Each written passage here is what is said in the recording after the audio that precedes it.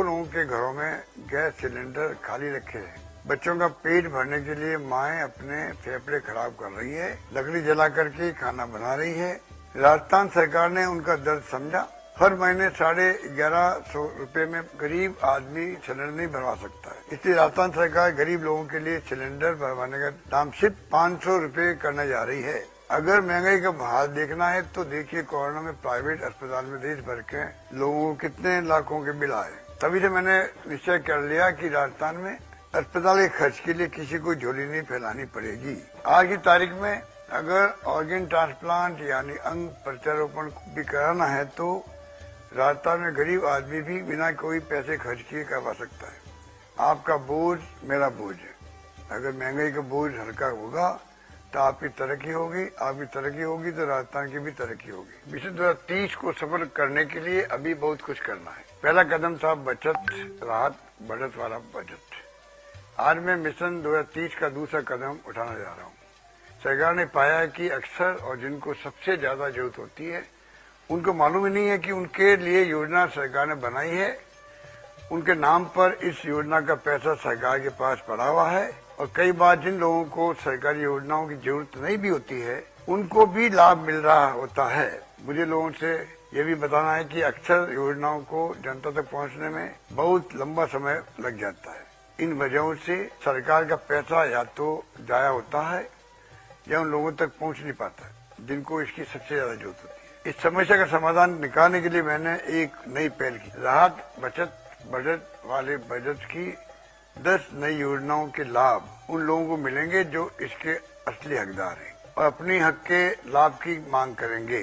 24 अप्रैल से पूरे राजस्थान में कोने कोने में हजारों महंगाई राहत कैंप लगाए जाएंगे। अब महंगाई राहत कैंप में आकर इन 10 योजनाओं का लाभ लेने के लिए पंजीकरण करवाना नहीं भूलें।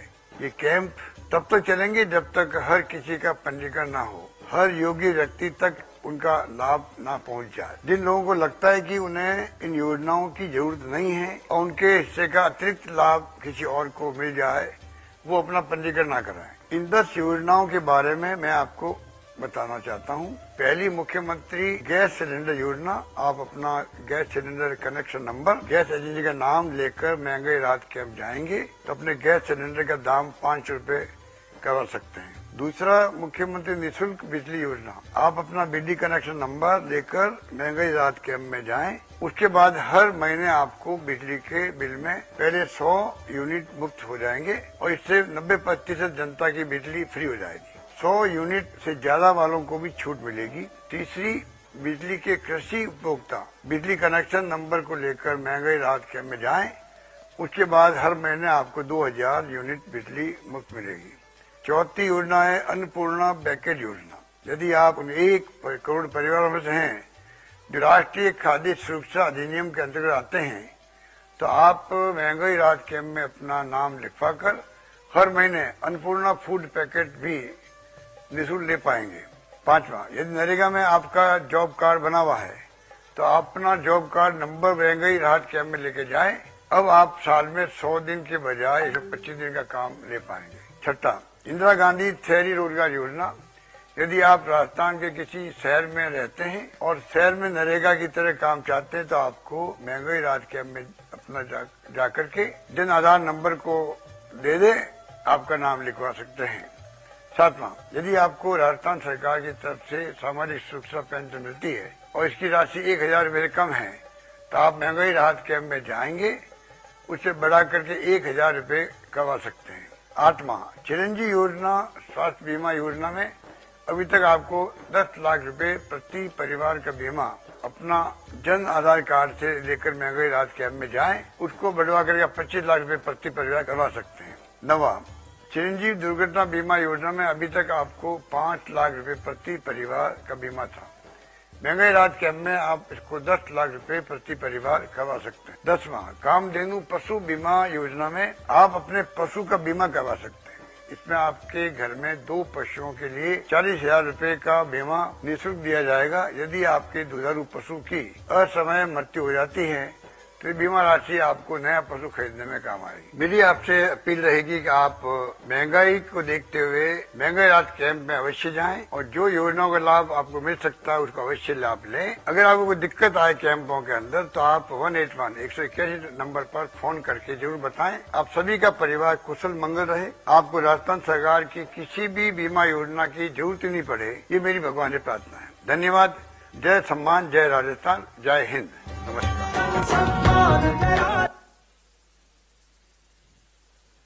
महंगाई राहत कैंप जो 24 अप्रैल से पूरे प्रदेश में आरंभ होने जा रहे हैं, महंगाई राहत कैंप, आज की पत्रकार वार्ता का विषय वस्तु भी है महंगाई राहत कैंप।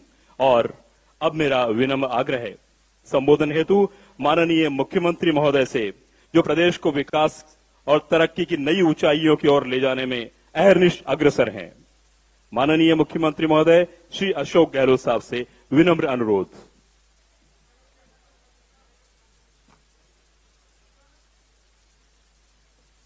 नमस्कार। वैसे तो आपको अभी जो फिल्म बताई गई है उसमें आपको बता दिया गया है कि क्या 10 योजनाएं हैं महंगाई राहत कैंपों में।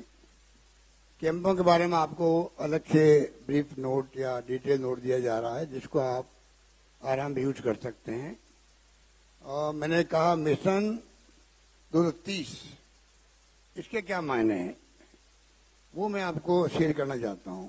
मैं चाहता हूं कि आप भी उसमें भागीदार बने, क्योंकि आप और हम लोग सब लंबे अरसे से, चाहे वो मीडिया के लोग हो चाहे राजनीतिक कार्यकर्ता हो, एक ही होता है डेमोक्रेसी के अंदर, पब्लिक इंटरेस्ट, सामाजिक सरोकार।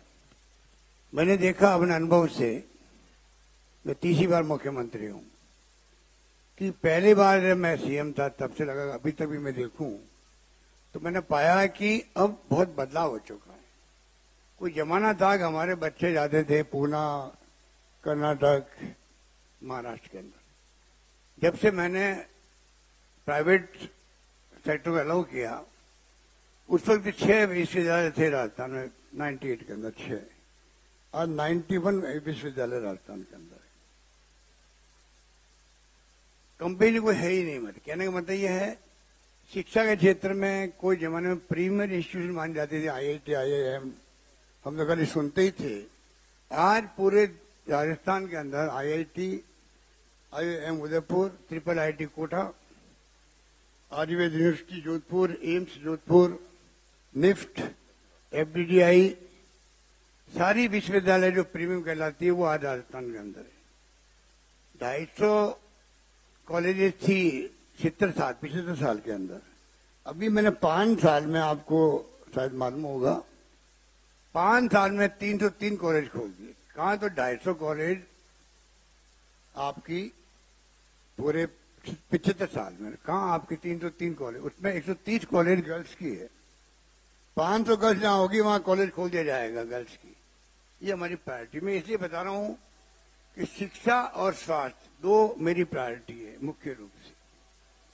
अगर किसी प्रदेश के छात्र युवा शिक्षा और उनको आप स्वास्थ्य सेवा दे दीजिए वहां की पॉपुलेशन को, तो बाकी काम सत्य हो जाएंगे। जब मानव संसाधन बनता है, ह्यूमन रिसोर्स बनता है उस राज्य का, तो आराम से फिर आप, चाहे वो बिजली हो, पानी हो, सड़कें हो, सब कुछ हो सकता है।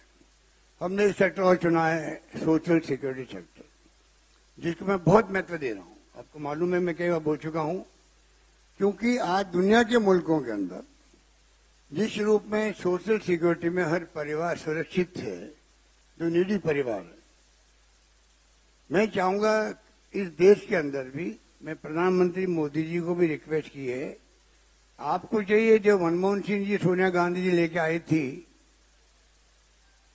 Right to information, right to education, NREGA, food security act, उसी ढंग से एक्ट बनाओ आप पूरे देश के लिए। अभी राज्य सरकार अलग अलग पैसा बांटती है पेंशन के लिए, कम को ज्यादा। हम चाहते हैं पूरे कंट्री में कम से कम जो नीडी लोग हैं, ओल्ड एज में उनके परिवार की स्थिति नहीं होती है पालने पोसने की, कई बूढ़े लोगों को भी, मजदूरों को भी, बुजुर्ग आदमी कर सकता है, उनको सबको सिक्योरिटी मिले, पूरे कंट्री में एक ही पेंशन हो, एक ही पेंशन हो, हर परिवार का कम से कम कॉन्फिडेंस रहे, हमें जिंदगी में बुढ़ापे में तकलीफ नहीं आएगी। ये कॉन्फिडेंस हर नागरिक को होना चाहिए। मैं क्यों करता हूं बार बार ये ओपीएस की बात क्यों करता हूं? 35 साल की नौकरी में वो सोचे पता नहीं बुढ़ापे के अंदर शेयर मार्केट ऊपर जाके नीचे जाएगा, उस चक्कर में वो आदमी क्या काम करेगा, करप्शन भी करेगा। तो हमने इतना बड़ा फैसला किया ओपीएस का, बहुत आलोचना हो रही मुझे मालूम है। सारे इकोनॉमिस्ट जो है अच्छे अच्छे वो आर्टिकल लिख रहे हैं मेरे खिलाफ में, मेरा मतलब सरकार के खिलाफ में। पर मैं कहना चाहूंगा आपको, वक्त बदल गया है। हमें हर नागरिक को, प्रदेशवासियों को ये विश्वास दिलाना पड़ेगा हम आपके साथ खड़े हैं। मिशन 30 का मतलब क्या? यही मतलब है हम नंबर 1 बने देश के अंदर, के राजस्थान के अंदर जो मैं बातें बोल रहा हूं, चाहे सोशल सिक्योरिटी की हो, चाहे वो एजुकेशन की हो, चाहे हेल्थ की हो। हेल्थ को लेकर कल एक आर्टिकल पढ़ा मैंने, अमेरिका में एक इकोनॉमिस्ट है जो पहले नीति आयोग में उपाध्यक्ष थे, राइट टू हेल्थ की उन्होंने खूब आलोचना जम के करी है।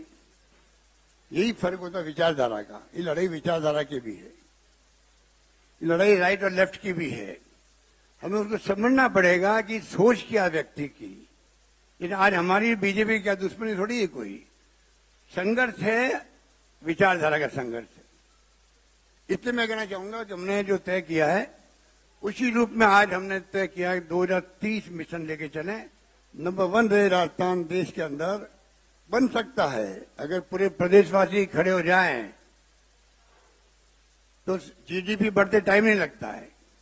हर सेक्टर में किसान है, मजदूर है, सर्विस क्लास है, सब सोच लेगा हमें हमारी प्रदेश कि मिशन 2030 को कामयाब करना है। तो आश्चर्य की बात नहीं है, जब जीडीपी ग्रोथ बढ़ती है तो सतही विकास तेज गति से बढ़ता है।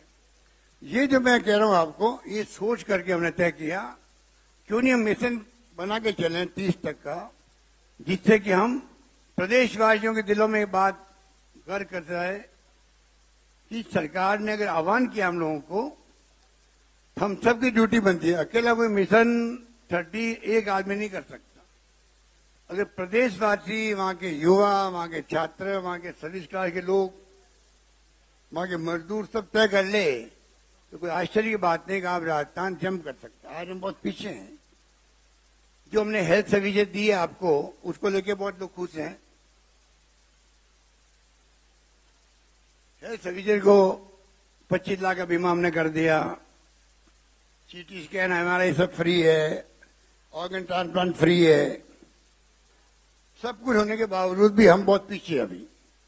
हेल्थ सर्विसेज के आंकड़े देखो भारत सरकार के, तुलना करो राज्यों की देश के अंदर, तो हम बहुत पीछे हैं। ये मुझे एहसास इस बात का है। उसके बावजूद भी हम चाहते हैं कि जो शुरुआत मैंने करी कोरोना के बाद में या कोरोना के पहले, उसका फायदा लोगों तक कैसे पहुंचे। मैं आपको एक एग्जाम्पल देना चाहता हूं। 98 के अंदर मैंने एक स्कीम बनाई थी, पहली बार जब मैं सीएम था, 25 साल पहले, मुख्यमंत्री बीपीएल जीवन रक्षा कोष। आप मेरे कुछ लोगों को मालूम होगा, इतना वो बहुत बड़ी स्कीम थी, मुख्यमंत्री जीवन रक्षा कोष। मुझे इस बात का दुख रहा कि मैंने हर मीटिंग में उसको कोट किया, मीटिंग कि मैंने स्कीम बनाई है। उस वक्त बीपीएल की संख्या बहुत बड़ी थी देश के अंदर, राजस्थान के अंदर। मैंने कहा उनके लिए कितना ही पैसा खर्च होगा, 1 लाख 2 लाख, उस जमाने का 1 लाख 2 लाख 5 लाख 10 लाख सरकार देगी उसको। आज जो 25 लाख में बात कर रहा हूं मैं, उस जमाने में मैंने बात करी, सरकार देगी आपको। उसके बावजूद आपको आश्चर्य होगा, जब चुनाव आए थे 2002-3 के अंदर, तो मैं मीटिंग में जाता तो मैं हाथ खड़े करवाता। तब तक कितने लोगों को मालूम है कि मैंने स्कीम बनाई आप लोग। फिर मैं हाथ को गिनता, वहां देखता कहीं 25, कहीं 50, कहीं 60 हाथ खड़े होते। तो मैंने कहा तुम 3000 लोग बैठे हुए हो, अगर ये स्कीम जो हम बार बार 4 साल से बोल रहे हैं, 4.5 साल से, अगर आप सबको मालूम होती तो कितने गरीबों का भला हो जाता। इतनी बड़ी संख्या में बीपीएल के लोग हैं, इलाज फ्री होता। जो आज मैं इलाज फ्री कर रहा हूं, उस वक्त मैंने कहा था सबका इलाज फ्री होता उस वक्त, और मैंने 8-10 लाख रुपए मंजूर किए उस जमाने के अंदर भी। कहने का मतलब यह है आज ये कैंप क्यों लगा रहे हैं हम लोग? कैंप इसीलिए लगा रहे हैं, वो उदाहरण मेरे सामने है कि 4.5 साल, 4.5 साल बाद में भी हाथ खड़े 50, 60, 70, 80 हुए थे। ये क्यों? ये कैंप ऐसा होगा अभियान, हर आदमी को मालूम पड़ेगा मुझे कौन कौन से फायदे मिल सकते हैं। सब IT बेस्ड कर रहे हैं हम लोग। आदमी जाएगा, अपने नंबर देगा, आधार नंबर देगा, जन आधार नंबर देगा, बिजली के बिल का नंबर देगा, उसको उसके अलावा और 10 स्कीम में कौन कौन सा फायदा लेने वो एलिजिबल है, हो सकता है अभी आज उसको मालूम ही नहीं है। वो उसके कंप्यूटर में आ जाएगा कि तुम 5 स्कीम में 6 स्कीम लेने के एलिजिबल हो, और 6 स्कीम लाभ उसको मिल जाएगा। और जो हम आह्वान बार बार मीडिया वालों को कर रहे हैं, जनता को कर रहे हैं, आप लोगों को बात पहुंचाओ कि कैंप लग रहे हैं, आपको कैंप में जाना चाहिए। वो आएंगे कैंप में, उनको मालूम नहीं कि मैं लाभार्थी बन सकता हूं इसका, तो मालूम नहीं, वो ले ही नहीं पा रहा है, वो लाभ मिलेगा। हम तो ये भी कहेंगे जो लेना नहीं चाहे, कुछ लोग होते हैं जो कि मान लो BPL से APL में आ गए हैं, पैसे वाले हो गए हैं, वो चाहेंगे कि मुझे लाभ नहीं चाहिए, उसको जरूरत नहीं वहां आने की, वो पैसा बचेगा तो हम कोई और स्कीम को एक्सटेंड कर देंगे, गरीबों को भला हो जाएगा। इस प्रकार से सोच समझ करके जो कैंप लगा रहे हैं हम लोग, उसमें आप जानकर खुशी होगी कि पूरा रोड मैप बन चुका है, और बजट और जो बात की जा रही है महंगाई की और राहत की, इसके आधार पर ही हम चाहेंगे कि पहले 700 कैंप लग रहे हैं, 700 शुरू होंगे कैंप और 2700 कैंप लगेंगे टोटल। इस प्रकार से बढ़ते जाएंगे, और प्रशासन गांवों के संग, प्रशासन शहरों के संग के साथ साथ में ये कैंप महंगाई राहत के अलग लगेंगे वहीं पर। और मैं उम्मीद करता हूं कि इस अभियान से राजनीतिक पार्टी, चाहे कोई पार्टी हो, कार्यकर्ता जुड़ेंगे, लोगों को इतला करेंगे, लोग आके वहां पर राहत लेंगे, महंगाई राहत। तो महंगाई इतनी भयंकर है जिसके लिए राहुल गांधी की यात्रा निकल गई 3,500 किलोमीटर की। महंगाई, बेरोजगारी, नॉन वायलेंस और अमीर गरीब की खाई, यही मेरी थीम रही बजट के अंदर भी। उस थीम को लेकर मैं आगे बढ़ा हूं, और बजट पेश मैंने किया है। तमाम वो स्कीम आई है इसके अंदर जो कि मैं आपको बता रहा हूं, और ये कैंप लगातार चलेंगे, बंद नहीं होने वाले हैं। इस 2700 कैंप मैंने कहा है आपको, ये तो 2 महीने चलेंगे। कुछ कैंप ऐसे हैं वो परमानेंट चलेंगे, और जब तक चलेंगे जब तक कि हर व्यक्ति जाके जुड़ नहीं जाए। वरना मैंने देखा है कि कई लोग जुड़ नहीं पाते इसके अंदर। इसलिए ये सारी स्कीमें जो है वो एक से बढ़ के एक हैं, और मैं समझता हूं कि उसका लाभ ऐसे वक्त में हम देंगे पब्लिक को, तो आने वाले वक्त के अंदर जो हमारी और योजनाएं, मैं भी उसका जिक्र नहीं कर रहा हूं, पर मानव संसाधन राजस्थान का बेस्ट बने। आज हमने विदेशों के अंदर पहले 200 छात्र थे, अब मैंने 500 कर दिए इस बार। पूरी फीस आने जाने का खर्चा, ट्रैवलिंग का, रहने का खर्चा वहां पर, और फीस पूरी गवर्नमेंट दे रही है। क्यों दे रही है? राजस्थान का बच्चा अगर मानव संसाधन के रूप में ऊपर के आएगा, उसकी पर्सनलिटी आने वाले वक्त के अंदर, तो वो बच्चा जो है राजस्थान के प्रदेश का और देश का भला करेगा। तो राजस्थान को गौरव होना चाहिए कि हमारे जो छात्र है या युवा है वो कितने आगे बढ़े हैं, ये सोच है। इस प्रकार से हमारी हर योजना का एक अलग मर्म है जिसको समझ निकाल सकता है। यही बात। धन्यवाद। बहुत बहुत धन्यवाद माननीय मुख्यमंत्री महोदय। और अब प्रेस कॉन्फ्रेंस आरंभ करते हैं। मेरा अनुरोध है कि ये जो थीम है आज की प्रेस कॉन्फ्रेंस की, वो है महंगाई राहत कैंप। आप अपने प्रश्न पूछ सकते हैं। मुख्यमंत्री जी इधर। मुख्यमंत्री जी, मेरा सवाल ये है कि आप महंगाई से राहत दिलाने की बात कर रहे हैं, कैंप लगाने की बात कर रहे हैं।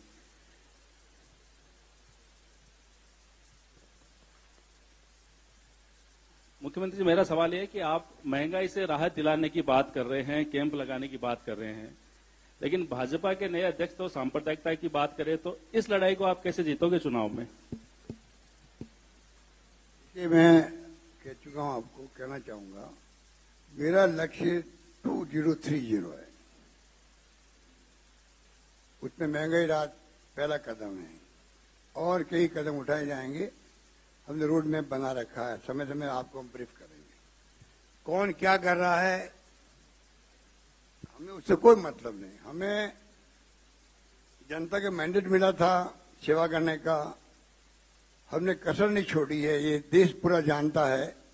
अभी एआईसीसी ने जो ट्वीट किया है, पहली बार एक राज्य ने जो उपलब्धि हासिल की है स्कीमों की, वो राज्य स्कीमों का नेतृत्व प्रदान कर रहा है अन्य राज्यों को। इससे बड़ा सौभाग्य हमारा क्या होगा कि हमारी हाईकमान ने ये कमेंट किया है, ये हमारे लिए गौरव की बात है और हमारा लक्ष्य वो ये सेवा करने का। मुख्यमंत्री जी, आपकी सभी योजनाएं अच्छी है, देश भर में चर्चा भी हो रही है, लेकिन आपके कुछ अपने हैं वो भी सवाल खड़े कर रहे हैं। अच्छा माहौल बन रहा है, नैरेटिव सरकार के प्रति बदल रहा है, चाहे सचिन पायलट हो या अन्य नेता हो। क्या उनकी बयानबाजी से लगता नहीं कि स्कीम्स से लोग गुमराह होते हैं? या हमारा लक्ष्य वही महंगाई राहत, हम एक लक्ष्य को लेकर चल रहे हैं, महंगाई राहत। उसके अलावा हमारा कोई ध्यान जाता ही नहीं, राइट लेफ्ट जाते नहीं ध्यान, ना जाएगा। सीएम साहब इधर राइट में आपके, सीएम साहब आपके राइट में। आज आप सुबह वंदे भारत के कार्यक्रम में शामिल हुए। प्रधानमंत्री ने कहा कि आपके दोनों हाथों में लड्डू हैं, साथ में ये भी कहा कि पूर्ववर्ती रेल मंत्री किस तरीके के फैसले लेते थे। ये भी कह दिया कि आप राजनीतिक झंझावातों से जूझने के बावजूद प्रदेश के विकास के लिए समर्पित हैं। उन्होंने आपकी मित्रता के लिए भी आभार जताया। क्या प्रतिक्रिया रहेगी आपकी? मैंने ट्वीट कर दिया है, आप देख लीजिएगा। धन्यवाद। सीएम साहब इधर। सीएम साहब, ये जो महंगाई राहत कैंप है, ये पूर्व में बहुत से कैंप लग चुके हैं, उनसे ये किसी प्रकार अलग होगा या उसी तरीके का होगा? और इससे आपको कितनी उम्मीद है कि लोगों को राहत मिल पाएगी इस महंगाई से? देखिए, उनके जो वो कैंप लगे हैं वो तो लगते ही हैं। इस बार इनके लिए अलग से महंगाई राहत शिविर लग रहे हैं वहीं पर ऑन द स्पॉट। उसके अलावा हर जगह जहां कलेक्टर तय करेगा, कलेक्टेड है मान लीजिए, बस स्टैंड है और कोई जगह है मान लो, सब जगह कैंप लगेंगे। और इसमें ये छूट भी है, कोई व्यक्ति राजस्थान का किसी जगह जाएगा, वो जैसे मान लो बीकानेर का आदमी जैसलमेर जा रहा है, रास्ते में कोई कैंप पड़ रहा है, उसके रास्ते में रुके, अपना नंबर दे, वहीं पे उसका रजिस्टर हो जाएगा।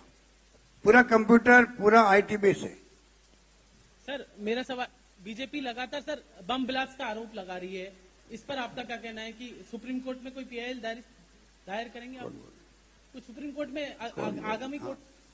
सर बम ब्लास्ट पे आपका क्या प्लान है? बीजेपी लगातार आरोप लगा रही है, सुप्रीम कोर्ट जा रही है उसके लिए।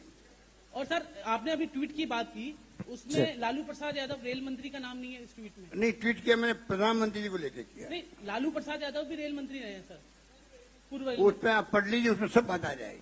मुख्यमंत्री जी इधर कृष्ण लेफ्ट साइड में, मुख्यमंत्री जी आपके लेफ्ट साइड। भाई कौन बोल रहा है? इधर sir left side, sir right side. बोलिए। मुख्यमंत्री महोदय, 10 राहत के बारे में आपने बताया कि रजिस्ट्रेशन करना अनिवार्य है और जो लाभ नहीं लेना चाहे वो रजिस्ट्रेशन नहीं भी कर सकता है। राजस्थान की 1/4 जनता ने 850 रुपए देके और चिरंजीवी बीमा योजना में अपना रजिस्ट्रेशन कराया है। अब बजट में आपने उसको 10 लाख से 25 लाख कर दिया, उसके लिए आपको बहुत बहुत धन्यवाद। क्या उसके लिए भी उसको रजिस्ट्रेशन कराना पड़ेगा 10 से 25 करने के लिए? वो प्रति वर्ष होता है, वो एक अलग बात है। नहीं, बीमा जिसके पास है, प्रीमियम फ्री है सबके लिए। जैसे गायों का हम बीमा कर रहे हैं, 2 गायों में दुधारू पशुओं का, कोई प्रीमियम नहीं लगेगा उसका। उसी ढंग से ये 850 रुपए जो हैं, 2 कैटेगरी बनाई हुई है। अधिकांश लोगों को फ्री प्रीमियम सरकार दे रही है उनका। मुख्यमंत्री जी, कुछ कैटेगरी है जिनका जो है 850 रुपये उनसे ले रहे हैं हम लोग। 850 क्या होते हैं? 25 लाख का बीमा है, वो अलग रहेगा। मुख्यमंत्री जी मेरा सवाल ये है कि आपका जो ये अभी महंगाई राहत कैंप है, अच्छा है, 2030 का आपने विजन पेश किया है, आपको क्या लगता है कि 2030 तक कौन से ऐसे काम है राजस्थान में जिसपे करना बाकी है? मैं समझा नहीं आपकी बात। सर 2030 तक का आपने विजन पेश किया है कि अब राजस्थान को टॉप 30 तक का विजन पेश किया। तो अभी आपको क्या लगता है कि कांग्रेस सरकार को अभी इस पे वर्क करने की जरूरत है आगामी दिनों में? वो कौन से मुद्दे हैं? नहीं, अभी तो मैंने आपको कहा कि मेरा विजन 2030 मैंने बनाया मिशन के रूप में। बैठिए आप। और उसके अंदर आज जो माहौल बन गया राजस्थान के अंदर, जैसे मैंने कहा शिक्षा के अंदर हम बहुत आगे बढ़ गए हैं। अगर आंकड़े देखेंगे हमारे, मैंने असेंबली में प्रस्तुत किए थे, 5 साल हमारा और 5 साल पिछले सरकार का, तब भी आपको समझ में आ जाएगी हम कितने जंप कर चुके हैं। नंबर 1।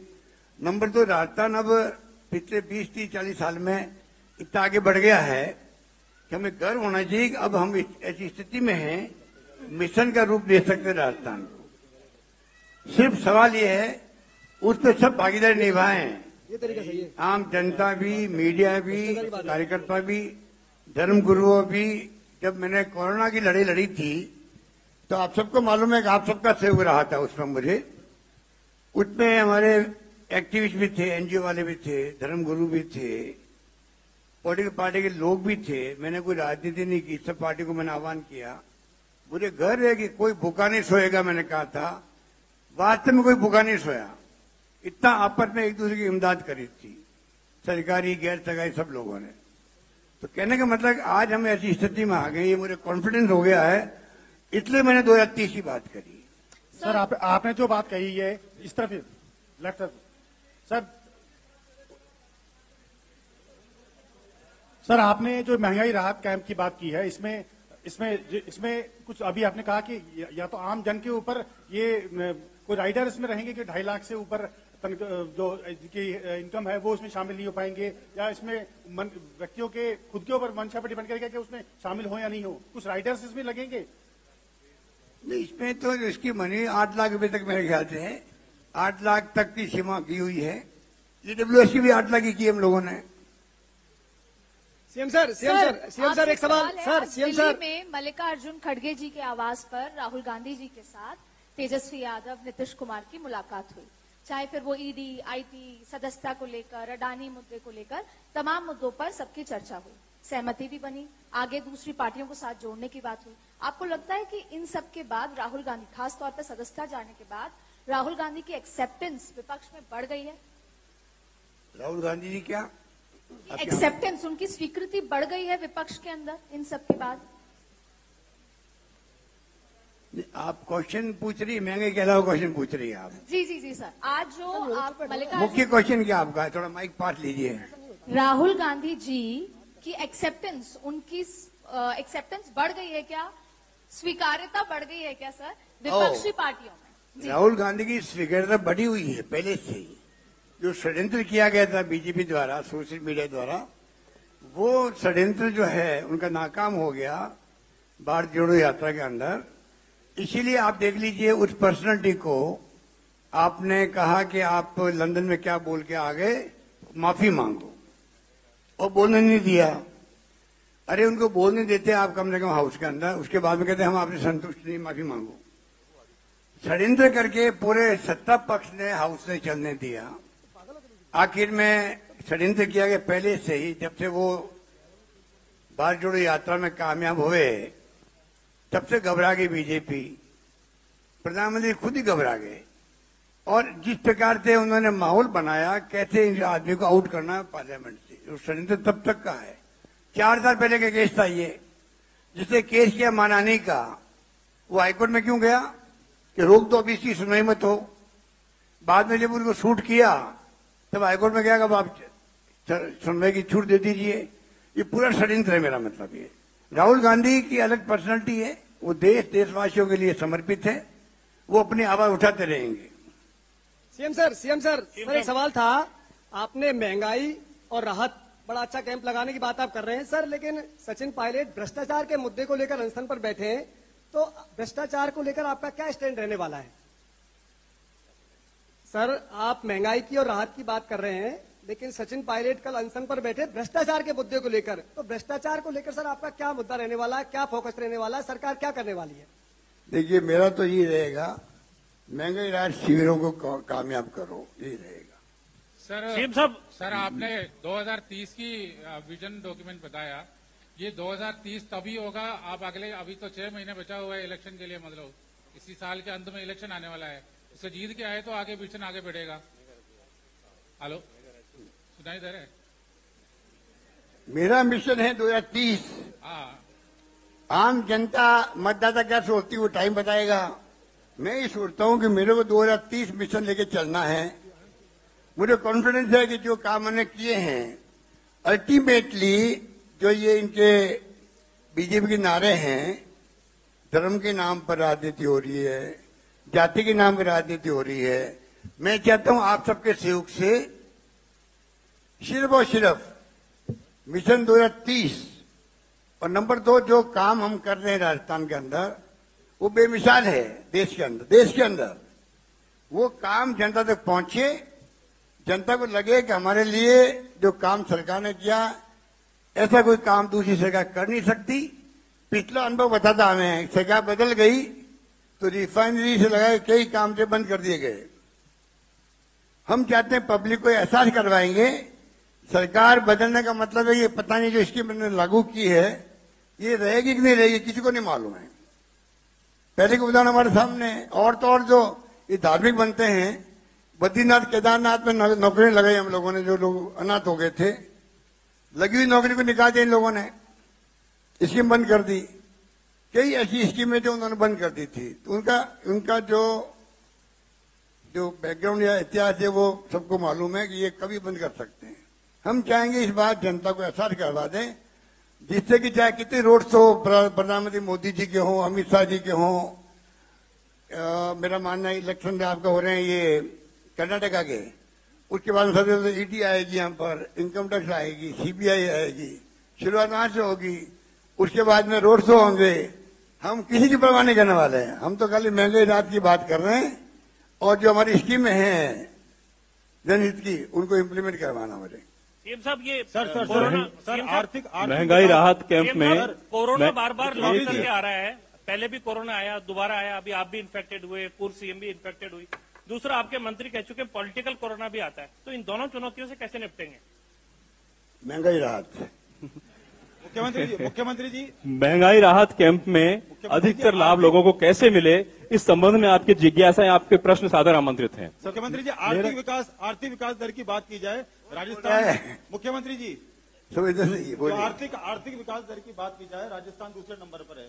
इतनी सारी योजनाएं फिर से आ रही हैं, तो इसको किस तरीके से देखते हैं? आगे आने वाले समय 2030 का जो मिशन की बात आप कर रहे हैं, तो आर्थिक विकास दर में और क्या नंबर 1 पहुंचेगा? यही मैं कह रहा हूं, अभी देश में हम नंबर 2 पे आ गए हैं जीडीपी को लेके, आर्थिक विकास को लेके। नंबर 1 आंध्र प्रदेश 11.4%, राजस्थान 11.04%। उससे आपको उम्मीद बननी चाहिए सबको, प्रदेशवासियों को। हम जो है कोई मिशन बनाएंगे, उसी तरफ आगे बढ़ेंगे और झोंक देंगे तमाम प्रदेशवासियों को, तो कोई आश्चर्य नहीं, हम भी जम कर सकते हैं और ज्यादा हर क्षेत्र के अंदर। मुख्यमंत्री जी, ये महंगाई राहत कैंप को डिजिटल भी करने का कुछ प्रावधान है क्या, कि जैसे घर बैठे ही कोई रजिस्ट्रेशन चेक कर ले अपना, वहीं से मोबाइल कर रहे, मोबाइल से मोबाइल रहेगा, मोबाइल भी रहेंगे उसके अंदर। सर, ये महंगाई राहत कैंप की आप बात कर रहे हैं, महंगाई भी है, राहत भी है और कैंप भी है, लेकिन अंदरूनी बगावत से राहत कैसे मिलेगी आपकी पार्टी को, इसके बारे में थोड़ा सा तो बता दीजिए। महंगाई राहत सर, आपने अभी लक्ष्य 2030 बताया, आपने कहा कि हमने 303 कॉलेज खोले, लेकिन राजस्थान में 150 कॉलेज तो ऐसे हैं जो प्राइमरी स्कूलों में चल रहे हैं, जिनके पास खुद के भवन ही नहीं है। किसमें नहीं है? जो आपने कॉलेज खोले हैं 5 साल में, उनके बहुत सारे कॉलेजों को तो अब तक भवन ही नहीं मिल पाए सर। तो बन सकते हैं साथ में क्या? अच्छा, अगर इससे कॉलेज खोले हैं, कोई किराए की बिल्डिंग में, कोई स्कूल की बिल्डिंग चल रहे हैं, पर आपको खुशी होनी चाहिए, अधिकांश जगह पे काम चल रहा है, अधिकांश जगह पे काम चल रहा है। अशोक जी, थैंक यू वेरी मच, बहुत आभार आप सभी का। अशोक जी, थैंक यू। सर आपके पूर्व डिप्टी साहब जो हैं, उन्होंने कहा है कि पूर्ववर्ती सरकारों में जो करप्शन के मामले हुए हैं उनमें कुछ ठोस कार्रवाई नहीं हुई है, तो अब क्या आने वाले समय में कुछ नहीं हुई है? करप्शन के जो मामले हैं पूर्ववर्ती सरकारों के, उनमें कुछ ठोस कार्रवाई नहीं हुई है, ऐसा आपके पूर्व डिप्टी सीएम ने कहा है। आपको मालूम है राजस्थान देश भर के अंदर जितने एंटी करप्शन डिपार्टमेंट ने यहाँ छापे डाले हैं, यहाँ 4-5 IAS, IPS सहित कितने लोगों को पकड़ा है? हिंदुस्तान में कहीं हुआ ऐसा कहीं? अगर आप ज्यादा छापे डालते हो तो जो नेगेटिव सोच वाले लोग हैं वो कहेंगे यहाँ बहुत करप्शन इसलिए छापे पड़ रहे हैं। इसका मतलब छापे डालो ही मत, आप तो करप्शन ही नहीं यहाँ पर, इसका मतलब इसलिए ये सोच गलत है। गहलोत साहब, सर आपके पधारने का बहुत बहुत धन्यवाद। Thank you very much. पूछ रही हूँ अरुण जी जोशी सर, प्लीज मैं प्रश्न पूछ रही हूँ सीएम साहब। बहुत बहुत धन्यवाद सबका। मेरा प्रश्न सुनिए प्लीज। आपके विधायक राजकुमार नवलगढ़ विधायक जो हैं वो लगातार अवैध संपत्तियों पे कब्जा कर रहे हैं, इसके अलावा अवैध कार्य कर रहे हैं, लेकिन अभी तक आपने उसके ऊपर स्वास्थ्य पर सरकार का फोकस है। आप सुन रहे थे मुख्यमंत्री अशोक गहलोत को कैबिनेट के फैसलों की जानकारी देते हुए। कैबिनेट की बैठक के बाद प्रेस कॉन्फ्रेंस की अशोक गहलोत ने और उनका कहना है कि 2030 में राजस्थान नंबर 1 राज्य बन सकता है। मिशन 2030 को कामयाब बनाना